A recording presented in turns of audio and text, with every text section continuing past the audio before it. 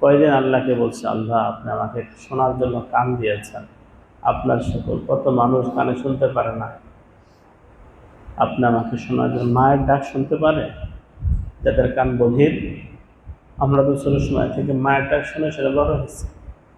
আবার এখন যখন বাবা হয়েছে, বাচ্চারা আব্বু ডাকে, বাবা ডাকে, শুনতেছি, কত ভালো লাগে। যাদের কান বধির শুনতে পারে না, এই যে কানের মাধ্যমে দিলে কত প্রশান্তি হচ্ছে। স্ত্রীর কথা শোনা, বাবার কথা শোনা, ওলামাদের কথা শুনতেছি। কয়েকদিন আল্লাহর কাছে বলেছে, আল্লাহ আপনি যে আমাকে শ্রবণ শক্তি দিয়েছেন, আপনার শুকর, আলহামদুলিল্লাহ। আল্লাহ দেখার শক্তি দিয়েছেন, মায়ের সুন্দর চেহারা দেখেছে, বাবার চেহারা দেখেছে, ভাইয়ের চেহারা, বোনের চেহারা, এখন বাচ্চাদের চেহারা দেখতেছে, আল্লাহ আল্লাহদের চেহারা দেখি, হারামায়ে শরীফে আলহামদুলিল্লাহ দেখি। কয়েকদিন বলেছে, আল্লাহ আপনি আমাকে দেখার শক্তি দিয়েছেন, আপনার শুকর, আলহামদুলিল্লাহ। আল্লাহ আমাদেরকে হৃদয় দিয়েছেন, পাগল বানায় দেন না, অনুভব করে শক্তি দিয়েছেন, হাত। কয়েকদিন শুকর আদায় করছি, আল্লাহ আপনি আমাকে হৃদয় দিয়েছেন, আপনার শুকর। পড়ছি তো কালিলাম মা তাশকুরুন, কিন্তু এই কালিলাম মা তাশকুরুনের মধ্যে আমি যে পড়ে যাচ্ছি এটা বুঝতেছে। এই জন্য আল্লাহ তাআলা তাদাব্বুরে কোরআনের তৌফিক আমাদেরকে দান করেন। নাহমাদুহু ওয়া নুসাল্লি আলা রাসূলিহিল কারীম, আম্মা বা'দ। فأعوذ بالله من الشيطان الرجيم. بسم الله الرحمن الرحيم. أفلا يتدبرون القرآن أم على قلوب أقفالها. صدق الله مولانا العظيم. وقال رسول الله صلى الله عليه وسلم: القرآن شافع مشفع، من جعله أمامه قاده إلى الجنة، ومن جعله وراء ظهره ساقه إلى النار، أو كما قال عليه الصلاة والسلام. الحمد لله ثم الحمد لله. কোরআন কারীমের তাফসীরের মজলিসে আল্লাহ তাআলা আমাদেরকে বসার তৌফিক দান করেছেন, আলহামদুলিল্লাহ। কোরআন কারীমের সূরা ফাতিহা থেকে আমাদের তাফসীর শুরু হবে। তো তাফসীর শুরুর আগে কয়েকটি কথা। গত সপ্তাহে বলা হয়েছিল কোরআন কারীমের 4টা হক আছে। আসলে বেশ কয়েকটা হকই আছে।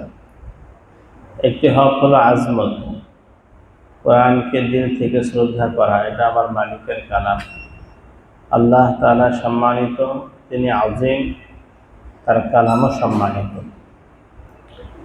দ্বিতীয়, কোরআনকে দিল থেকে ভালোবাসা, কোরআনকে মহাব্বত করা, এটা কোরআনের হক। আমরা আল্লাহ তাআলাকে ভালোবাসি, এই জন্য আল্লাহ তাআলার সাথে যুক্ত যা কিছু আছে সবগুলোকে ভালোবাসি। কালামুল্লাহ, আল্লাহর কালাম, এই জন্য কোরআনকে আমরা ভালোবাসি। রাসূলুল্লাহ, আল্লাহর রাসূল সাল্লাল্লাহু আলাইহি ওয়াসাল্লাম, এই জন্য রাসূলুল্লাহ সাল্লাল্লাহু আলাইহি ওয়াসাল্লামকে আমরা ভালোবাসি। বাইতুল্লাহ, কাবা, আল্লাহর ঘর, আল্লাহর ঘর বাইতুল্লাহ, এই জন্য কাবাকে ভালোবাসি। ওয়ালিউল্লাহ, আল্লাহর ওলি যারা তাদেরকে আমরা ভালোবাসি, তারা আল্লাহর ওলি, ওয়ালিউল্লাহ। আল্লাহ তাআলার সাথে সম্পৃক্ত যা কিছুই হয় তা দামি হয়ে যায়। এমনকি আল্লাহর সাথে যুক্ত যে বিষয়াবলী বা যে ব্যক্তিবর্গ আছেন তাদের সাথে যারা সম্পৃক্ত হন তারাও দামি হয়ে যায়। এটাই নিজাম, দামির সাথে কাছে গেলে দামি হয় মানুষ। কোরআন কারীম যেহেতু কালামুল্লাহ, আল্লাহর কালাম, কোরআন দামি, যেন কোরআনের সাথে যে গিলাফ লাগে সেটাও দামি হয়ে যায়। কোরআন যে রেহালের উপর রাখা হয় সে রেহালও দামি হয়ে যায়, আমরা সম্মান করি, কারণ কোরআনের সংস্রবে কাঠের রেহালটা আছে। যদি কাঠের একটা টুকরা কোরআনের সাথে মিশে যাওয়ার কারণে এত দামি হয়ে যায়, তাহলে বনি আদম যদি কোরআনকে সিনায় ধারণ করে কেমন দামি হবে। সুবহানাল্লাহ বিহামদিহি। যার সিনায় কোরআন আছে সে সবচেয়ে দামি, যার সিনায় কালামুল্লাহ আছে। ঠিক রাসূলুল্লাহ সাল্লাল্লাহু আলাইহি ওয়াসাল্লামের সুহবতে যারা গিয়েছিলেন তারাও দামি হয়ে গেছে, তাদের উপর আল্লাহ পাক রেজার ঘোষণা করছেন, রাদিয়াল্লাহু আনহু ওয়া রাযু আনহু। তাদের ব্যাপারে বলেছেন ওয়াকুল্লা ওয়াদাল্লাহুল হুসনা, যে প্রত্যেকের ব্যাপারে আল্লাহ তাআলা হুসন তথা কল্যাণের জান্নাতের ওয়াদা করেছেন। ঠিক আল্লাহ পাকের পেয়ারা বান্দা যারা আছেন ওয়ালিউল্লাহ, তাদের সোহবতে যদি মানুষ যায় তারাও দামি হয়ে যায়। আমাদের দেশে বিষয়টা হয়তো ভিন্ন অর্থে চলে যায়। অমুক মাজারের খাদেম সাহেব, কত সম্মান দেয়। যদিও মাজারের খাদেম সাহেব এটা এই পরিভাষাটা ঠিক না এইভাবে, কিন্তু একজন ওলি জিন্দা নাই, মুর্দা, অর্থাৎ বাহ্যিকভাবে তিনি কবরে চলে গেছেন, ওই মাজারের সাথে এটি সম্পৃক্ত, ওই ওলির মাজারের খাদেম, তাই মানুষ সম্মান করতে থাকে। অমুক বুজুর্গের খাদেম, কত সম্মান। অমুক আল্লাহ, আমরা আমাদের পরিভাষায় ওলামায়ে কেরাম যখন শুনে যে ভাই ইনি হযরত মাওলানা শাহ আব্দুর রহমান সাহেব রহমতুল্লাহের খাদেম ছিলেন, সম্মান কত বেড়ে যায়। ইনি হযরত মাওলানা আহমদ শফী সাহেব হুজুরের খাদেম ছিলেন, এটি খেদমত করেছেন, কত সম্মান হয়ে যায়। তো এটা হলো আল্লাহ তাআলার সম্মানের অংশ, যে আল্লাহ পাকের সাথে সম্পৃক্ত সব কিছুই দামি। আপনি আমিও যদি নিজেকে একটু আল্লাহর সাথে সম্পৃক্ত করে ফেলি, আমরা দামি হয়ে যাবো। কীভাবে সম্পৃক্ত হব? আল্লাহ তাআলার সাথে ডাইরেক্ট সম্পৃক্ত যা আছে তার সাথে নিজেকে সম্পর্ক করে নেওয়া, কালামুল্লাহর সাথে নিজে সম্পর্ক করা, ওয়ালিউল্লাহর সাথে সম্পর্ক করা, রাসূলুল্লাহ সাল্লাল্লাহু আলাইহি ওয়াসাল্লাম সুন্নাতের সাথে সম্পর্ক করা, আল্লাহর ঘর বাইতুল্লাহর সাথে সম্পর্ক করা। এগুলো যদি করতে পারি তাহলে আমরাও ইনশাআল্লাহ আল্লাহ পাকের কাছে মাহবুব হয়ে যাব, মাহবুবুল্লাহ, আল্লাহর মাহবুব হয়ে যাবে ইনশাআল্লাহ। আল্লাহ পাক দিয়ে রেখেছে। এই জন্যই হাদিস শরীফে আছে, বাইতুল্লাহ আল্লাহর ঘরের সাথে যার দিলটা লেগে থাকবে, আল্লাহ তাআলা তাকে আরশের ছায়া দান করবেন। রাজুলুন কলবুহু মুআল্লাকুন বিল মাসাজিদ।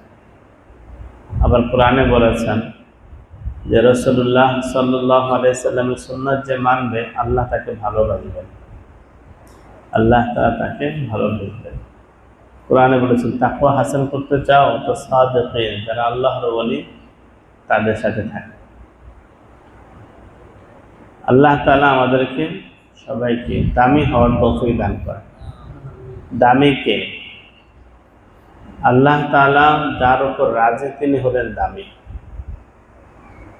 আল্লাহ তাআলা যার উপর রাজি না, সে দামি না। যে শরিয়ত সুন্নাত মানে তিনি হলেন দামি। একজন মুমিনের দাম এত, তার উসিলায় আসমান জমিনের পুরা নিজাম কালা ঠিক রাখবেন। কত দামি আল্লাহর কাছে একজন মুমিন। দুনিয়াতে যারা দামি হতে চায় তাদের উচিত তাকওয়া হাসিল করা, আল্লাহর মহব্বত হাসিল করা, এবং কোরআনের সাথে, আল্লাহর ঘরের সাথে, ওলিদের সাথে, নবীর সুন্নাহের সাথে সম্পর্ক বাড়ানো। আল্লাহ তাআলা তৌফিক দান করুন। আমাদের কোরআনের তাফসীর মূলত কালামুল্লাহর সাথে আরও বেশি সম্পৃক্ত হওয়ার জন্যই।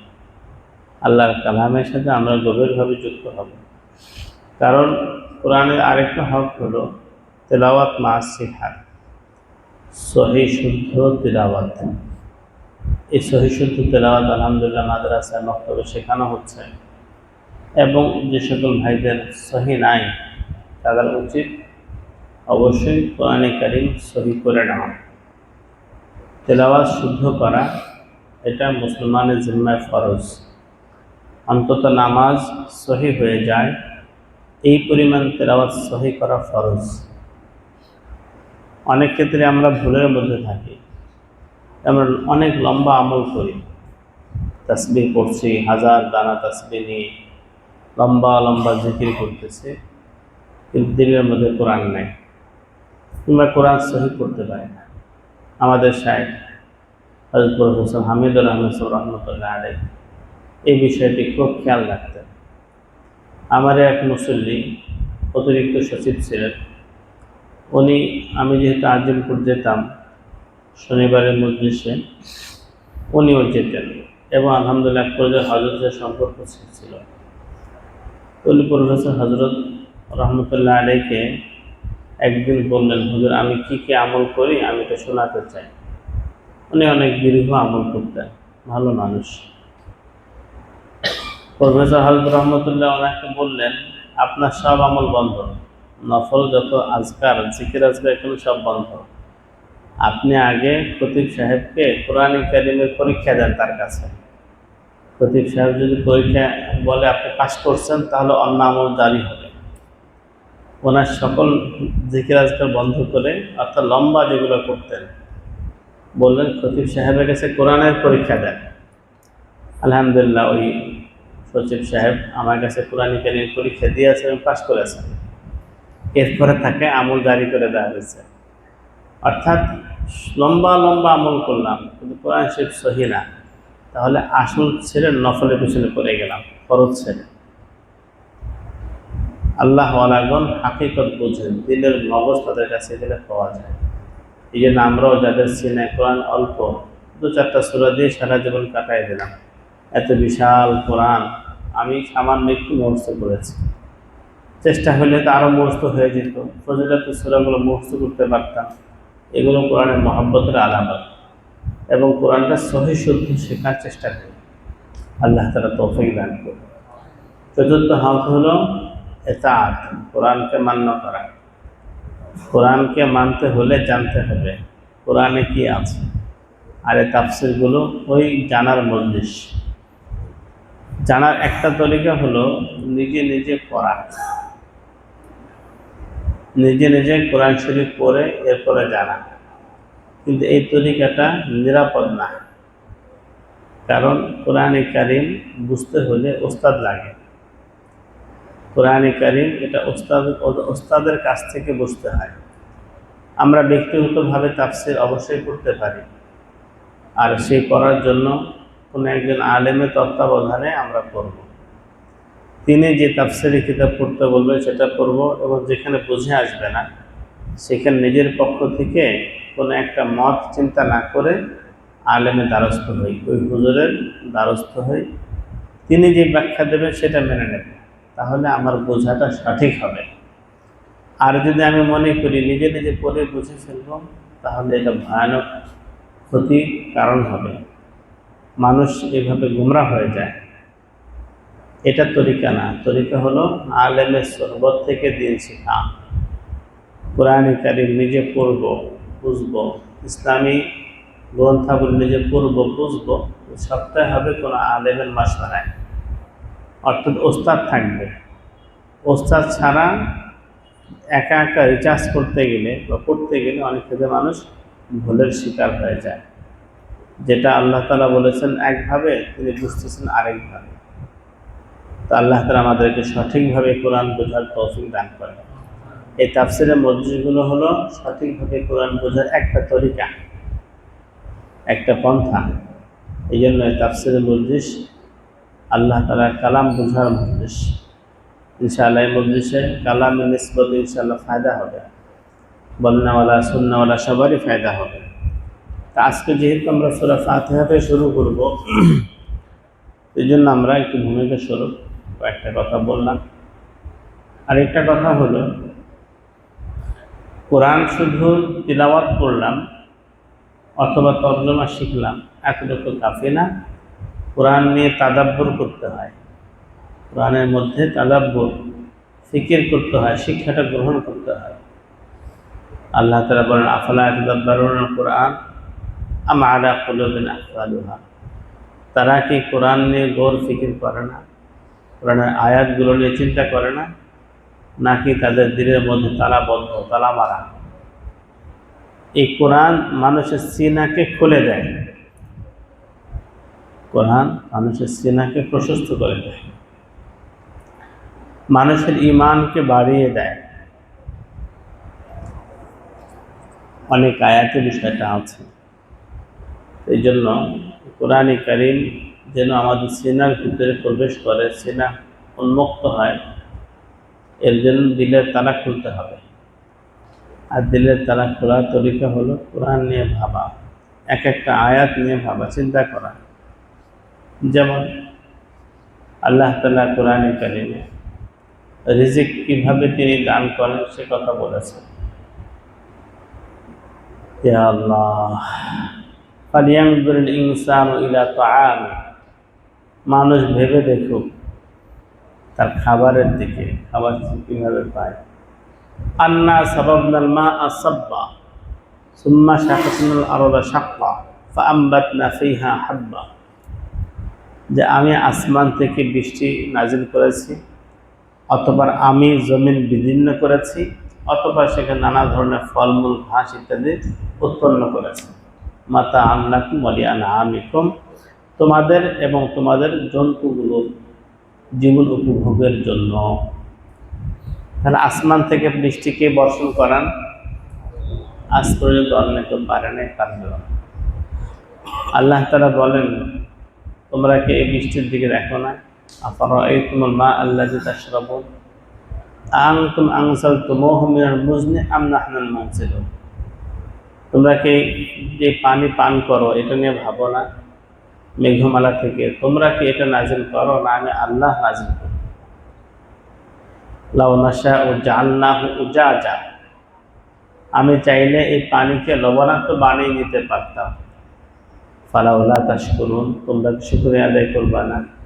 আল্লাহ তার ভক্ত বলছে, বলেন যে আমি এই পানি বর্ষণ করি, আমি জমিন বিদীর্ণ করি।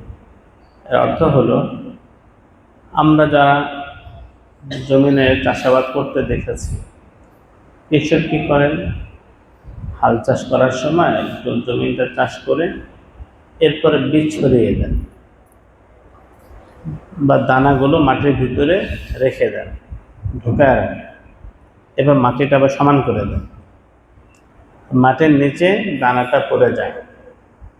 কিছুদিন পর দেখা যায় মাটি ফেটে সুন্দর একটা সবুজ ডগা বের হয়েছে। এখন প্রথমে দানাটা ফেটেছে, অতঃপর উপরে শক্ত মাটি ফেটেছে। এই দানা ফেটে মাটি ফেটে উঠলো কিভাবে? লিখে লিখে একটা ডগা। আল্লাহ তাআলা বলেন, জমিনটাকে আমি ফাটায় দিচ্ছি। সুম্মা শাকাকনাল আরদা শাক্কা, ওই নরম ডগার কোনো ক্ষমতা ছিল না মাটিকে বিদীর্ণ করে উঠার। কিন্তু আল্লাহ তাআলা আমাদেরকে যদি রিজিক দেবেন, এই জন্য মাটিটা ফাটায়া হুকুম দেয়, মাটিকে তুমি ফেটে যাও। ফেটে গেছে, সেখান থেকে উঠছে। আমার বান্দার খাবার এখানে উৎপন্ন হবে, জমিন তুমি ফেটে যাও, জমিন নিজেকে ফাটায় গেছে। কেন? আল্লাহর হুকুম হয়েছে, আল্লাহর হুকুম হয়েছে। আমরা দেখি আমের আঠি কত শক্ত, ছিঁড়া যায় না, কাটা যায় না, অনেক কঠিন। ঠিকই সেটা ফেটে একটা ডগা বের হয়ে যায়। কীভাবে বের হলো? ওর কত ক্ষমতা! কেন? আল্লাহ হুকুম দিয়েছে। আমের বিচিটা ফেটে গেছে, ফেটে সেখানে ডগা বের হওয়ার সুযোগ দিয়েছে, নতুন আম গাছ হবে, আমার বান্দারা আম খাবে। আল্লাহ তাআলা বলেন, আফালা ইয়ানজুরুনা ইলাল ইবিলি কাইফা খুলিকাত, তারা কি উটের দিকে ভেবে দেখে না কিভাবে আল্লাহ পাক সৃষ্টি করেছেন, সৃষ্টি হয়েছে এটা? ওয়া ইলাস সামাই কাইফা রুফিআত, আসমানের তাকায় দেখে না কিভাবে উঁচু করা হয়েছে? ওয়া ইলাল জিবালি কাইফা নুসিবাত, পাহাড়ে দেখে না কিভাবে একে পতিত করা হয়েছে? ওয়া ইলাল আরদি কাইফা সুতিহাত, জমিন কিভাবে বিছানো হয়েছে? তারা কি ভেবে দেখে না? এই আয়াত তো পড়ছি যুগ যুগ ধরে, কিন্তু কয়েকদিন ভেবে দেখছি। আল্লাহ আমাকে ভাবতে বলেছেন, আসমান তাকে, আল্লাহ এত বিশাল আসমান, একটা খুঁটি নাই, আপনি কত সমতল, কত শক্তিধর, জমিন এত সুন্দর করে আপনি বানিয়েছেন, শক্ত না নরমও না। যদি পাথর হইতো পুরা জমিন, এখান থেকে ফসল হইতো না, ফল হইতো না, এখানে আমি ঘর বানাতে পারতাম না, কঠিন হয়ে যেত। এখন চাইলেই দেখা যায় মাটি গর্ত করে বাঁশ একটা ঢোকায়া, চারটা বাঁশ ঢোকায়া তাবু খাটায় থাকা যাচ্ছে। কিন্তু পাহাড় কাটতে, পাথর কাটতে কত কঠিন হতো। আবার এর মধ্যে যে ছোট বাচ্চারা দৌড়ায়, আমরাও দৌড়াই, পড়ে গেলে হালকা ব্যথা, বেশি ব্যথা না। পাথর হলে পড়লে ছিঁড়ে যেত, ফেটে যেত। আল্লাহ তাআলা জমিনকে বেশি শক্ত বানান না, নরমও বানান না। কেন? আমাদের প্রতি দয়া করে। আর খুব নরম হতো, চলা যেত না, এক পা দিলে আরেক পোস্টটা খেয়ে পড়ে যেত। ঘর বানানোর জন্য পাইলিং করছে 70 ফিট, বিল্ডিং উঠেছে, কায় খেয়ে পড়ে গেছে, নরম। কিন্তু আল্লাহ তাআলা জমিনকে এর উপর চলাচল করা যাচ্ছে, গর্ত করা যাচ্ছে, পানি উঠানো যাচ্ছে, এর মধ্যে আমাদের খাবারের ব্যবস্থা রয়েছে। দেখছি মাটি, এর মধ্যে আমাদের সবার খাবারের ব্যবস্থা আছে। আমাদের পূর্বপুরুষ সবাই জমিন থেকে খেয়েছেন, আমাদের ভবিষ্যতে যারা আসবে তারা জমিন থেকেই খাবে। আল্লাহ বললেন তারা কি দেখে না? কোরআনের আয়াতগুলো যে আল্লাহ কি বলছেন এটা ভাবতে হবে, তাহলে ইনশাআল্লাহ আমাদের সিনা খুলে যাবে, আল্লাহ পাকের মহব্বত বেড়ে যাবে, কোরআন যে সত্য স্পষ্ট হয়ে যাবে। আমি অনেক সময় উদাহরণ দিয়ে বোঝাই। আল্লাহ তাআলা মায়ের গর্ভে একটি সন্তান কিভাবে সৃষ্টি হয় এর বিবরণ দিয়েছেন সূরা মুমিনুনে। কিন্তু তখন নবীজি সাল্লাল্লাহু আলাইহি সাল্লাম মায়ের পেট ছেড়ে দেখেন নাই তার বাচ্চাটা কিভাবে বেড়ে ওঠে। পরবর্তীতে ভ্রূণ বিজ্ঞান আবিষ্কার হয়েছে, দেখা গেল মায়ের পেটে একটা শিশু ধীরে ধীরে এইভাবে বেড়ে ওঠে। এই ভ্রূণ বিজ্ঞানের মাধ্যমে আবিষ্কৃত যে ধারা ক্রম, এটা যখন কোরআনের দিকে তাকানো হলে দেখা গেল হুবহু মিলে যাচ্ছে। কোরআন যা বলেছে, ওয়ালাকাদ খালাকনাল ইনসানা মিন সুলালাতিন মিন তিন, মানুষকে মাটির সারাংশ থেকে বানিয়েছে। সুম্মা জাআলনাহু নুতফাতান ফি ক্বারারিন মাকিন, অথবা নির্দিষ্ট স্থানে আমি বীর্য আকারে রেখেছি মায়ের জরায়ুতে। সুম্মা খালাকনান নুতফাতা আলাকা, আমি বীর্যকে রক্ত টুকরা বানিয়েছি। এখানে যদি ওলামায়ে কেরাম আছে এরা ভালো বুঝবেন। আরবিতে রক্ত বোঝানোর জন্য আরেকটা শব্দ আছে দম, দামুন। কিন্তু আল্লাহ তাআলা দামুন না ব্যবহার করে আলাকাতন করেছেন। কেন? একথা বোঝানোর জন্য মায়ের পেটে ওই বীর্য যে রক্ত হয় এটা স্বাভাবিক রক্ত না, এটা জমাট রক্ত। এই জমাট রক্ত এমনকি আলাকা, আলাকা বলা হয় যোগকে, অর্থাৎ যোগ তো লেগে থাকে। মায়ের পেটের এই বীর্যটা জমাট রক্ত হয়ে জরায়ুর সাথে লেগে থাকে। ঠিক আল্ট্রাসাউন্ডের মাধ্যমে দেখা গেল হুবহু এভাবেই আছে, জমাট রক্ত জরায়ুর সাথে লেগে আছে। ফাখালাকনাল আলাকাতা মুযগা, অতঃপর এই জমাট রক্তকে গোশত পিণ্ডে পরিণত করে। এখানে সূক্ষ্ম পার্থক্য বুঝিয়েছেন আল্লাহ তাআলা। গোশত বোঝানোর জন্য আরবিতে লাহমুন ব্যবহার হয়, প্রসিদ্ধ এটা লাহমুন। কিন্তু লাহমুন না বলে মুযগাতুন বলেছেন, মাজগুন থেকে চাবানা, অর্থাৎ চাবালে একটা গোশত যেমন এবড়ো থেবড়ো হয়ে যায় বাঁকা, তারা মায়ের পেটে এই আলাকাটা রক্তপিণ্ডটা যে গোশত হয় এটা ফ্রেশ গোশত না, এটা এবড়ো থেবড়ো গোশত আকারে পরিণত হয়ে যায়। যে সামান্য এবড়ো থেবড়ো হয়, ফ্রেশ থাকে না, এই সূক্ষ্ম পার্থক্য দিয়ে ইঙ্গিত করার জন্য আল্লাহ তাআলা মুযগাতা শব্দ ব্যবহার করেছেন। ঠিক আল্ট্রাসাউন্ডের মাধ্যমে এমনই পাওয়া যাচ্ছে। এরপরে এই মুযগাকে আল্লাহ তাআলা গোশতে পরিণত করেন। ফাকাসাউনাল ইযামা লাহমা, এই গোশতকে হাড্ডি বানান, অথবা হাড্ডিতে আবার আল্লাহ তাআলা গোশতের আবরণ চড়িয়ে দেন। ফাখানা মুযগাতা ইযামা ফাকাসাউনাল ইযামা লাহমা, এই গোশতকে হাড্ডি বানান আর হাড্ডির উপর আবার গোশতের আবরণ দিয়ে দেন। সুম্মা আনশাআনাহু খালকান আখার। এই যে বিবরণ আল্লাহ তাআলা দিলেন, কখন নবীজি ব্যক্ত করেছেন সাল্লাল্লাহু আলাইহি ওয়াসাল্লাম? যখন মায়ের পেটে এই যে বিজ্ঞানের মাধ্যমে দেখবে, ভ্রূণ বিজ্ঞান মানুষের ধারণাও ছিল। যখন আল্লাহ তাআলা কোরআনে কারিমে বিবরণ দিয়েছেন এবং বর্তমানে আমরা সত্য পাচ্ছি, তা বোঝা গেল কোরআন সত্য। কোরআনের সব কথাই সত্য, না হলে কিভাবে এটা সত্য হলো? নবীজি কিভাবে বললেন? তিনি কি দেখেছেন? দেখেন নাই, কিন্তু যিনি মায়ের পেটে একটি সন্তান এভাবে গঠন করেন সেই আল্লাহ তাআলা নিজে বলে দিয়েছেন, তোমরা বিজ্ঞানীদের কথা শুনে বিশ্বাস করো, আমরা ঠিক বানানেওয়ালা আল্লাহ পাকের কথা শুনে বিশ্বাস করি। তারা ম্যাশিংয়ের মাধ্যমে বিশ্বাস করে, আমরা নবীজি সাল্লাল্লাহু আলাইহি ওয়াসাল্লাম বলার কারণে বিশ্বাস করি। আল্লাহর হাবিবের জবান এই ম্যাশিংয়ের চাইতে অনেক বেশি দামি। ম্যাশিং ভুল করতে পারে, নবীজির জবান ভুল করতে পারে না। ম্যাশিং ভুল করতে পারে, বিজ্ঞান ভুল হতে পারে, কোরআন সুন্নাহ ভুল না। নির্ভুল, বারবার প্রমাণিত হয়েছে। নবীজি সাল্লাল্লাহু আলাইহি ওয়াসাল্লাম যে সকল ভবিষ্যৎবাণী করেছেন তাও অক্ষর অক্ষর প্রতিফলিত হয়েছে, হচ্ছে। কোরআন যা কিছু বলেছে হচ্ছে। এই জন্য কোরআন নিয়ে ভাবা দরকার। আমাদের শায়েখের একটা বিখ্যাত ঘটনা আমি অনেক জায়গায় বলি। কোরআন নিয়ে এত বেশি ভাবতেন আল্লাহর বান্দা, আল্লাহু আকবার। চলতে ফিরতে উঠতে বসতে কোরআন ছিল তার চোখের শীতলতা, দিলের উপশম কোরআন ছিল। যখনই চলতেন কোরআন শুনতে থাকতেন, কোরআন ভাবতে থাকতেন, বসতেন চোখ বন্ধ করে কোরআন নিয়ে ভাবতে শুরু করতেন। একবার নোয়াখালীর চৌমোহনের পাশে এক গ্রামে আমরা থাকলাম হজরত সহ, এক টিনের মাদ্রাসা, মসজিদটা বিল্ডিং, মাদ্রাসা টিনের বেড়া, উপরে উঠে ভোর রাত্রে উঠে হজরতের কামরায় গেলাম, দেখি এই বুড়ো বয়সে হুজুর তাহাজ্জুদের জন্য উঠছেন। তখন হুজুরকে দুইজন ধরে বাথরুম নিতে হতো, ধরে ওযু করাতে হতো, কিন্তু তাহাজ্জুদ মিস নাই। তাহাজ্জুদ পড়লেন, এরপরে আমাকে বললেন যে একটু মাঠে হাঁটবো। আমরা হজরতকে ধরে মাঠে নিলাম, মাদ্রাসার মাঠে। বললেন মাহমুদুল আমিন দেখো তো আকাশে তারা দেখা যায় কিনা। দেখলাম যে পূব আকাশে তারা আছে এক দুইটা, পূব উত্তর কর্নারে। হযরত তারা দেখলেন, এরপরে বললেন আল্লাহ পাক বলেছেন আফালাম ইয়ানজুরু ইলাস সামাই ফাওকাহুম কাইফা বানাইনাহা ওয়া যায়্যানাহা ওয়া মা লাহা মিন ফুরুজ।